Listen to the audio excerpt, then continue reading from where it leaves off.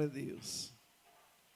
Bom, abra as suas Bíblias no livro de 1 Timóteo, capítulo número 2. Paulo, escrevendo para Timóteo, seu filho na fé,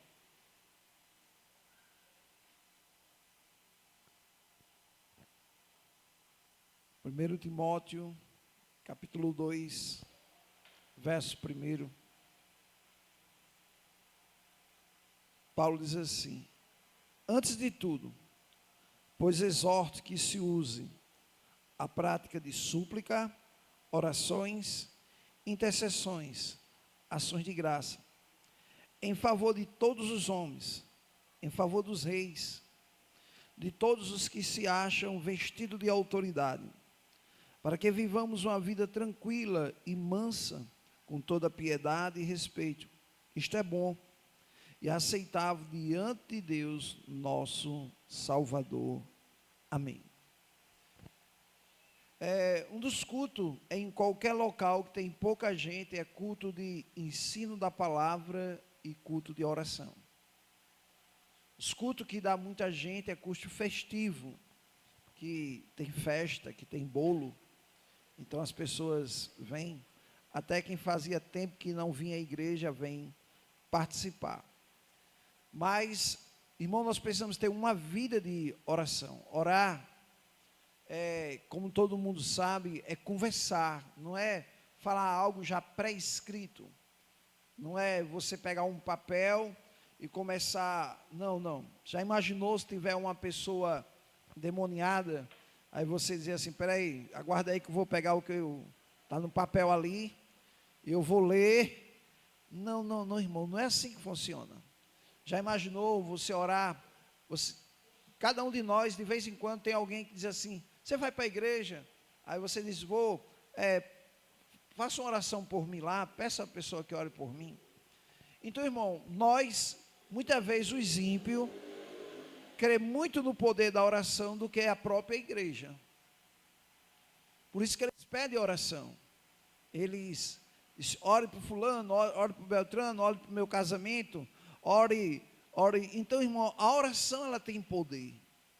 Mas para que haja, irmão, uma oração eficaz, se você prestar atenção assim, eu estava lendo esses dias sobre oração, aí veio uma pergunta: tem como nós mudar o pensamento de Deus? Não tem como. Mas aí vem a segunda pergunta: se não tem como eu mudar o pensamento de Deus, então por que eu oro? Já que eu não posso mudar o pensamento dele. Porque quando eu oro, eu estou pedindo algo. Quando eu oro, eu estou apresentando algo. Quando eu oro, eu estou intercedendo por alguém. Mas se eu não posso mudar o pensamento de Deus, então por que eu oro? Porque toda oração é feita ao Pai em nome de Jesus. Por isso, irmão, que não tem como você mudar Deus em suas orações.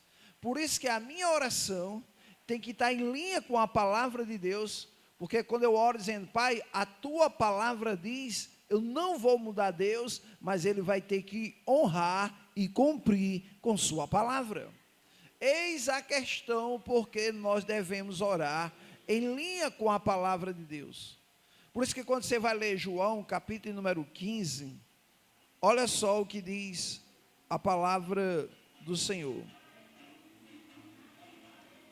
Evangelho, segundo escreveu São João, capítulo de número 15, versículo número 7.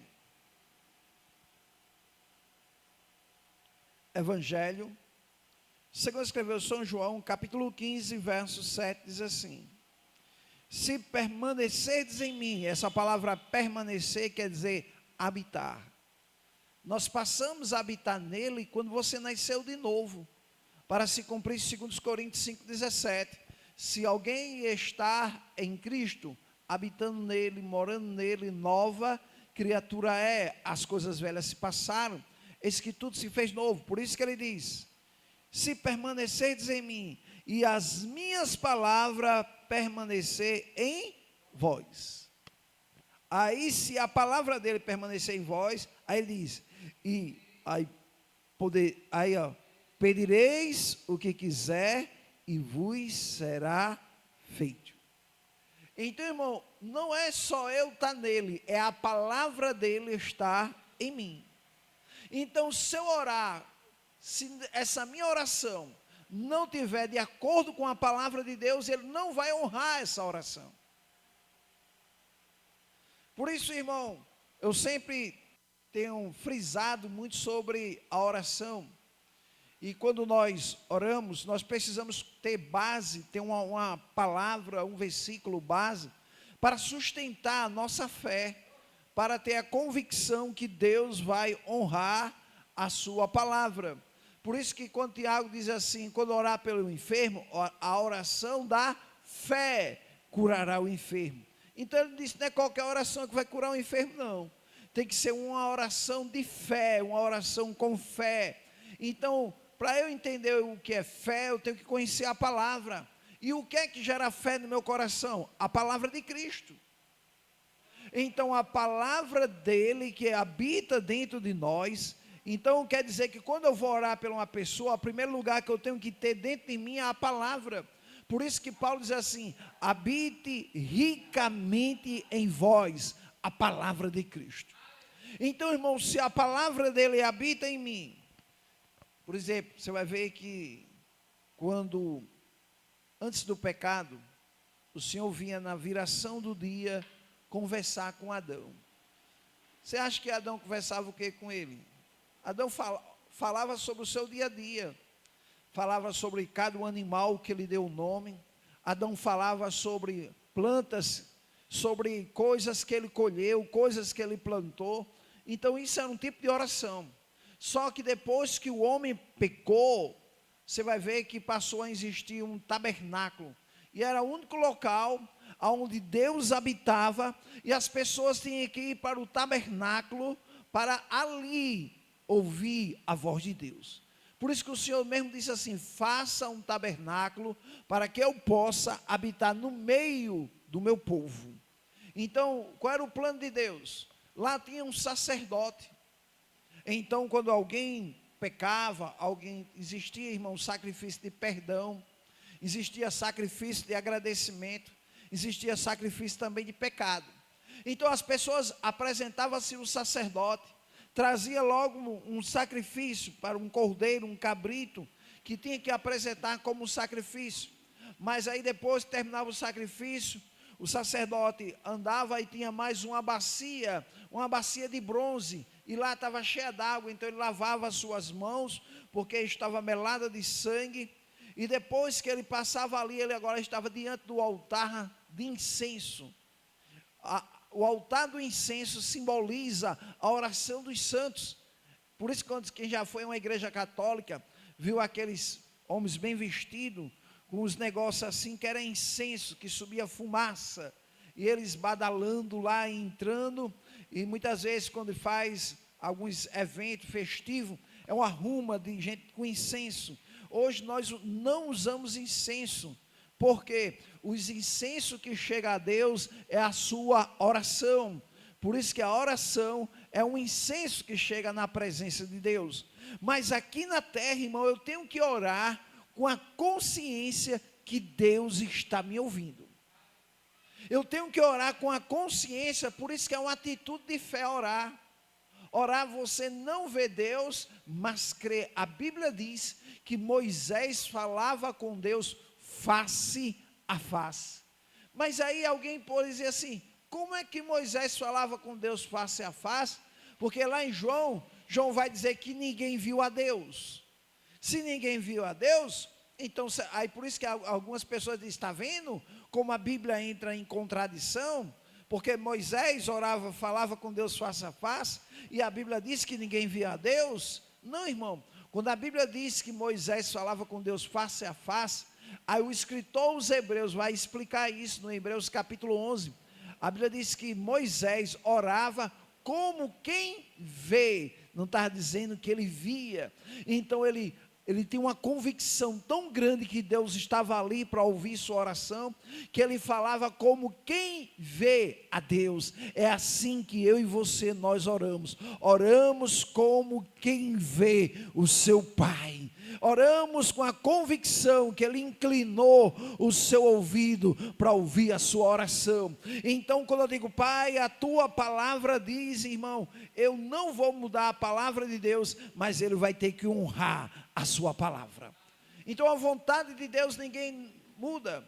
Por isso que Paulo, quando chega para Timóteo, voltando para 1 Timóteo capítulo 2, ele diz, olha Timóteo, deixa eu dizer uma coisa a você preciosa, que nós precisamos ter uma vida de oração. Por isso que ele começa dizendo, antes de tudo, 1 Timóteo, capítulo 2, verso 1, ele diz, antes de tudo, pois exorto que se use a prática de súplicas, orações, intercessões e ações de graça, em favor de todos os homens.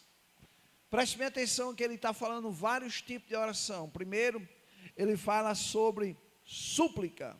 Segundo, ele fala sobre intercessão, depois de ações de graça. Então, existem orações de súplica, orações de intercessões e orações de ação de graça. Por exemplo, quem já leu a Bíblia vai ver que Ana estava usando o primeiro tipo de oração, que ela estava suplicando. Ela estava suplicando de uma tal maneira que o sacerdote Eli pensou que ela estava embriagada. Mas ela estava suplicando a Deus, ela fez até um voto com Deus, porque ela queria ser mãe, fazia tempo que ela estava sendo humilhada. Então Penina humilhava Ana, porque Ana era estéril, não podia ter um filho, não podia ser mãe, e ela se sentia assim, muito magoada com isso. Então ela suplicou a Deus, ela começou a suplicar a Deus pelo privilégio de ser mãe. Então, irmão, a Bíblia diz que Deus abriu a sua madre, Deus ouviu a sua súplica, abriu a sua madre. Outro exemplo na Bíblia que nós temos de súplicas, você vai ver que essa mesma, vamos dizer, Abraão teve duas esposas, e uma das suas esposas teve um filho, que o filho chamou-se Ismael. Só que ele foi embora, porque a sua esposa mandou que essa escrava fosse embora junto com o seu filho. E quando ela chegar no meio do deserto, já tinha acabado água, já tinha acabado comida, e ela agora vai fazer uma súplica pelo seu filho. E a Bíblia diz que Deus ouviu o choro daquela criança. Irmão, a oração, cada um de nós precisamos orar com convicção, com fé. Mas depois ele fala também sobre a oração de intercessão. Na Bíblia, nós vamos encontrar Abraão intercedendo pelo seu sobrinho Ló, que quando ele recebeu a notícia que Sodoma e Gomorra ia ser destruído, a Bíblia diz que 3 homens que simbolizavam anjo, e um dos 3 era o Senhor. É chamado uma tipologia, teofania bíblica. Então um dos anjos era uma teofania de Jesus, e ele começou a orar: Senhor, se tiver 50 justos, tu destruirás a cidade por causa dos 50. Ele disse: se eu encontrar lá, não destruirei. E ele vai diminuindo, 45, 40, 30, 35, 25, até ele chegar à conclusão que ele disse: não, vamos resumir logo, eu sei que você está orando por Abraão, por Ló e sua família. Então, irmão, o que é que acontece? Quando ele orou, a Bíblia diz que os anjos foram lá e tiraram de lá Ló e sua família. Então isso prova que quando eu e você oramos a Deus, Deus coloca os anjos para trabalhar, para que a sua palavra se cumpra. Então quando você for orar por qualquer algo, por qualquer coisa, então procure um versículo na Bíblia como base para a sua fé, e diz: Pai, a tua palavra diz. Eu me lembro de um colega meu, um pastor, ele disse que ele estava passando uma situação muito complicada. E ele leu o Salmo 23, o verso 1 diz: Senhor, a tua palavra diz que o Senhor é o meu pastor e nada me faltará. E ele pegou a Bíblia e jogou no chão e ficou em cima da Bíblia. E diz: Pai, eu estou edificado sobre esta palavra, eu estou alicerçado sobre esta palavra, a tua palavra, Senhor, é a verdade, e eu creio que ela vai se cumprir na minha vida, porque a tua palavra diz que o Senhor mesmo, ontem, hoje e eternamente, assim como o Senhor supriu a necessidade de Israel no deserto, não deixou faltar nada, eu creio que assim será na minha vida. Mas, irmão, agora preste bem atenção, a oração não é uma varinha mágica, que você ora agora e tchum, aparece tudo. Não, não, irmão, não é bem assim. A oração, ela vai acontecer, e quando a gente menos espera, irmão, tem coisas que são instantâneas, tem coisas que são progressivas, tem oração, irmão, que é ouvida instantaneamente. Você vai ver que a oração de Ana, quando ela suplicou, não foi na mesma hora que ela engravidou, houve um tempo, mas Deus honrou a sua palavra. Então, irmão, é nesse momento que eu devo exercer a terceira frase, que é ações de graça. Irmão, depois que eu peço algo a Deus, eu só preciso agora só render ações de graça. Pai, obrigado porque eu creio que já está suprido. Pai, obrigado que eu creio que já está resolvido. Então, se você já pediu algo a Deus, não peça mais de uma vez.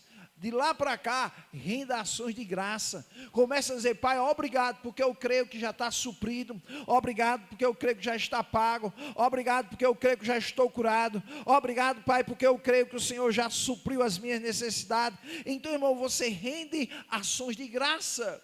É assim que você deve fazer quando você termina uma oração. O próprio Jesus fez isso. Jesus, quando ele foi ressuscitar Lázaro, ele já tinha orado, ele já estava dizendo: Pai, obrigado, porque eu sei que o Senhor sempre ouve as minhas orações. Ele já estava rendendo ações de graça. Então, ações de graça é uma maneira de você continuar crendo, enquanto, irmão, não... posso dizer assim, enquanto não se manifesta, enquanto não aparece, você só agradece. Por quê? Em Marcos, capítulo 11, verso de número 24, olha só o que diz a palavra do Senhor. Marcos, capítulo de número 11, versículo de número 24. Por isso vos digo que tudo quanto em oração pedirdes, crede que recebesse, e será assim convosco. Porque eu tenho que crer que eu já recebi o que eu pedi, porque eu não estou vendo. Por você não estar vendo, você tem que crer que já recebeu.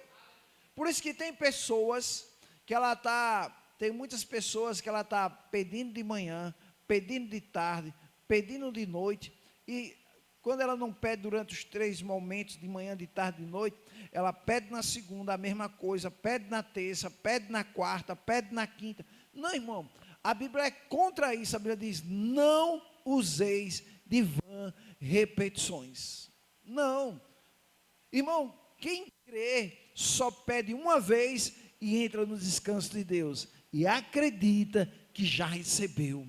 É aí que vai entrar o que Jesus diz: crede que já recebesse. Por isso que tem um hino da harpa cristã, que até um colega meu, vou deixar ele para lá. Eu disse: rapaz, esse hino aí você tem que aprender a ficar com a palavra. Porque o hino diz: se tu minha alma a Deus suplica e não recebe, confiando fica.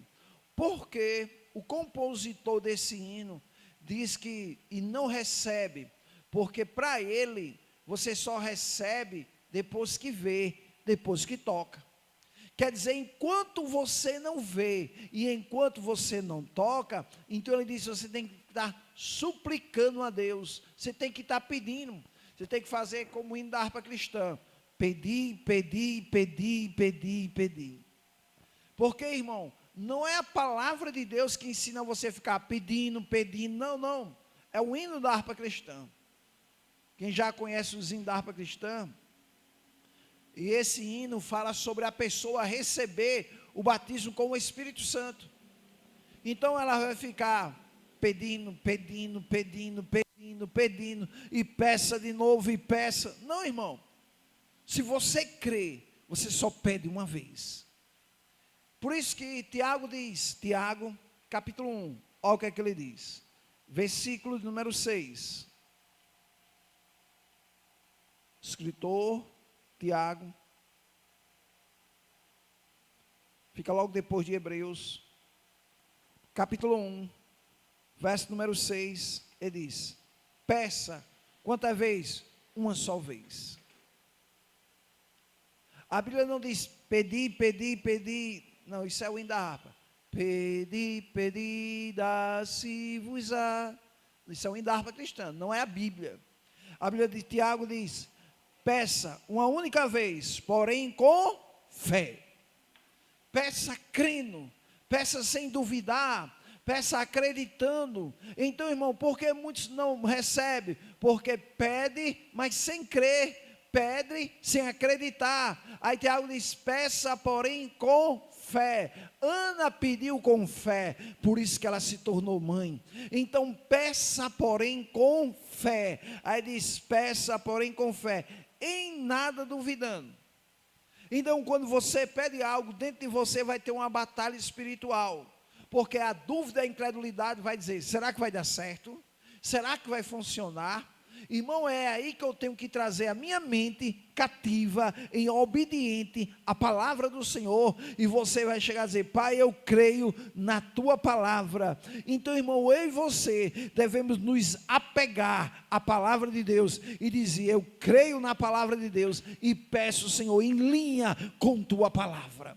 Por isso que Tiago diz, peça, porém, com fé, em nada duvidando, pois o que duvida é semelhante à onda do mar, impelida e agitada pelo vento. Versículo 7. Não suponha esse homem que alcançará do Senhor alguma coisa. O que é pedir com fé? Em 1 João, capítulo 5, João é chamado de epístola. Ele nos ensina o que é pedir com fé. 1 João, capítulo 5, a partir do versículo 14.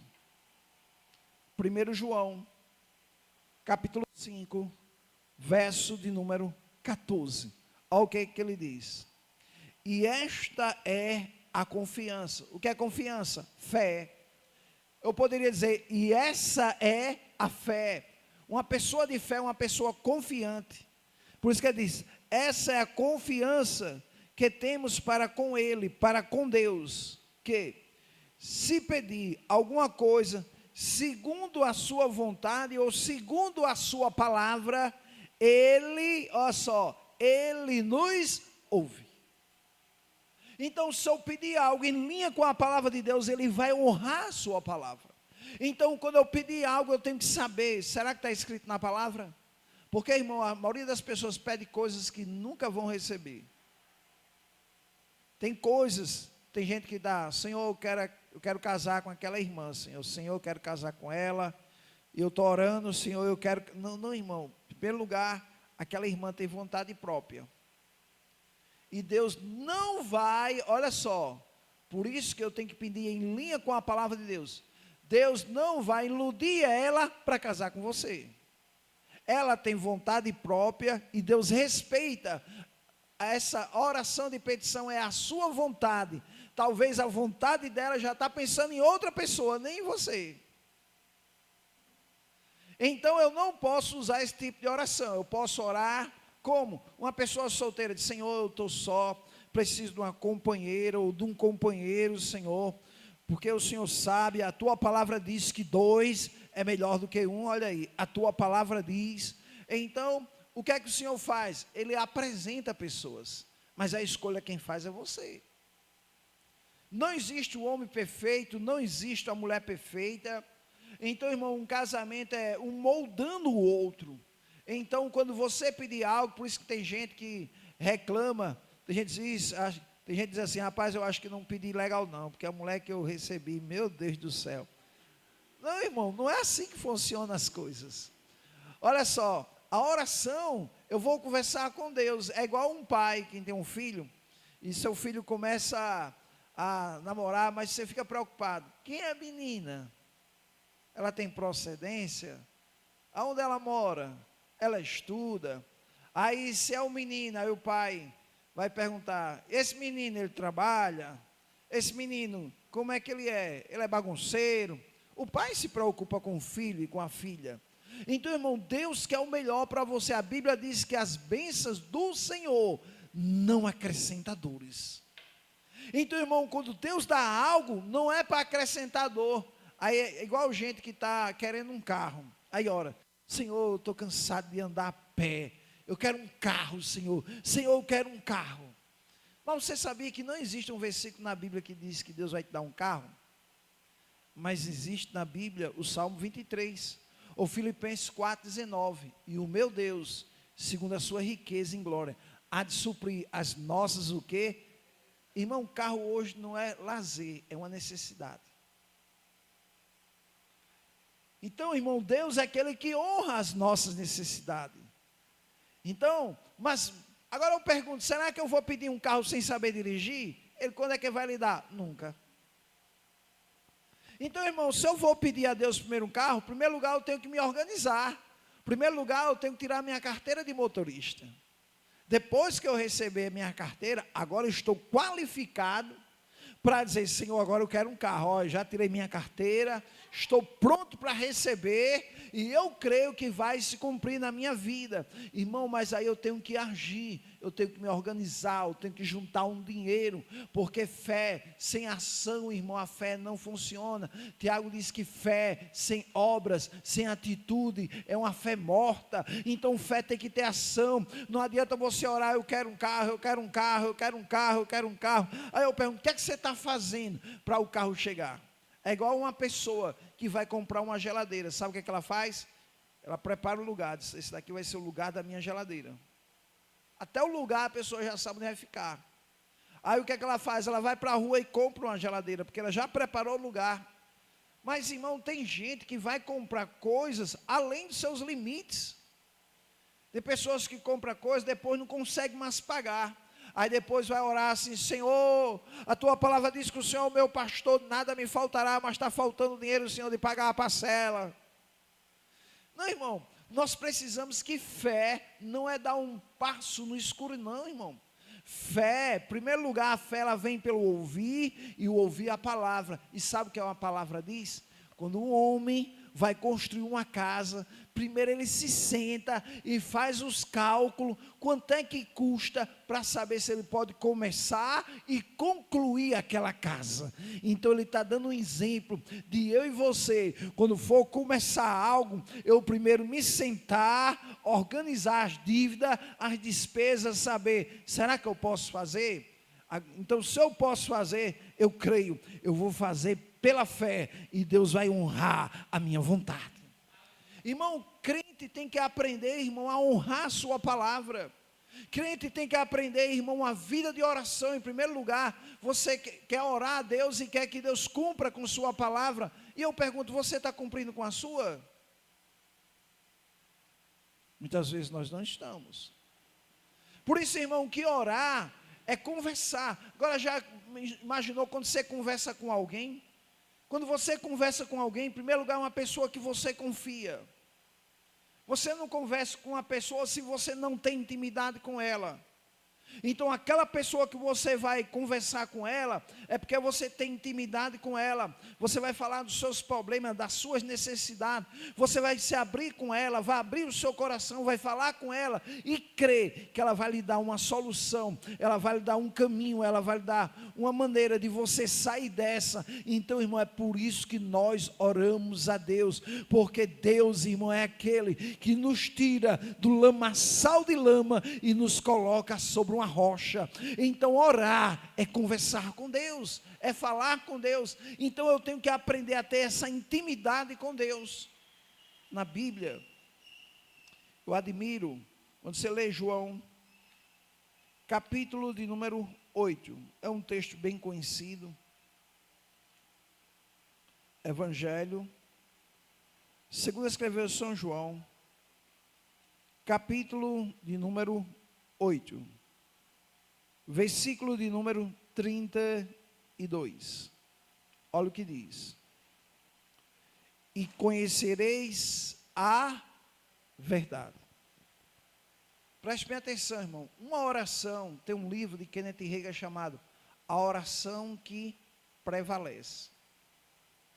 A oração que prevalece quer dizer que existem orações que ela não prevalece. Tem pessoas que você vai perguntar a ela: e aí, orou? Orei, rapaz. Orou por quê? Não, eu orei só por orar. Pode dizer ela assim: perdeu tempo. Irmão, orar é como você está com uma flecha, ver um alvo e lançar sua flecha naquele alvo. Quer dizer que a oração ela tem que ter um foco. Paulo diz assim: por esta causa me ponho de joelho. Então ele está dizendo, qual é a causa?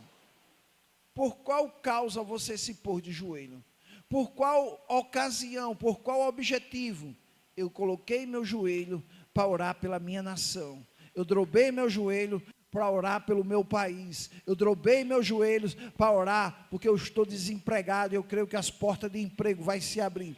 Eu dobrei meu joelho para orar por uma pessoa que está no hospital. Eu estou orando por ela, declarando cura sobre a vida dela. Então, irmão, tem que ter uma causa. Então, não se dobra o joelho por nada, até por agradecer. Porque eu dobrei meu joelho, porque eu orei. Eu orei para agradecer a Deus por mais um dia de vida, pela saúde que tenho, pela família que tenho, pela igreja que eu me congrego, pelo pastor daquela igreja. Então tem que ter uma causa.